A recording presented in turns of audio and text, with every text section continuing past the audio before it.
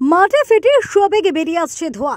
ঘটনার জেরে আতঙ্কিত এলাকার মানুষ। ঘটনাটি ঘটেছে পশ্চিম বর্ধমান জেলার আসানসোলের জামুরিয়ার কেন্দার ধাওড়াপাড়ায়। স্থানীয় বাসিন্দারা জানিয়েছেন, এই এলাকায় ইসিএল এর ওয়েস্ট কেন্দা খোলামুখ খনি রয়েছে। শুক্রবার গভীর রাত থেকে খোলামুখ খনির পাশের বিভিন্ন এলাকার মাঠে ফেটে ধোঁয়া বেরোচ্ছে।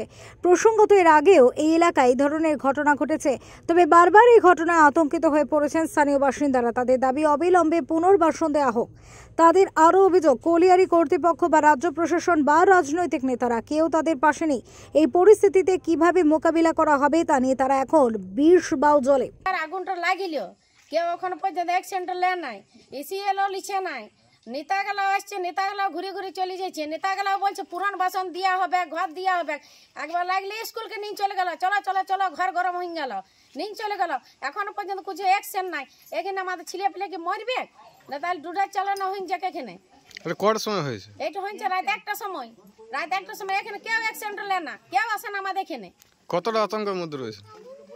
অতটা আছে আতঙ্কটা না, কতটা ভয়ের মধ্যে রয়েছে? ভয়ের মধ্যে রয়েছে না, ভয়ের মধ্যে এখানে অনেক আগুন লেগে আছে। ধরো এখানে লেগেছে, কাল দিন ওখানে আমার ঘরের বাড়িতে আগুনটা লাগিবে। এখানে তো বিশাল ব্যাপার, আগুনের ব্যাপার। এখানে কি চাইছেন এখন আপনারা? এখন আমরা বলছি যে আমাদেরকে উঠান দেওয়া হোক, ঘর দিয়ানো হোক। ঘর তো দিয়ানো হয়েছে নাই, হোক বলছে ঘর দেবো করে সব চলে যাচ্ছে। কেউ দিচ্ছে না, মানে অ্যাকশনটা কেউ নিচ্ছে না আমাদের এখানে। আসানসোল থেকে জয়ন্ত সাহার রিপোর্ট, ওঙ্কার বাংলা।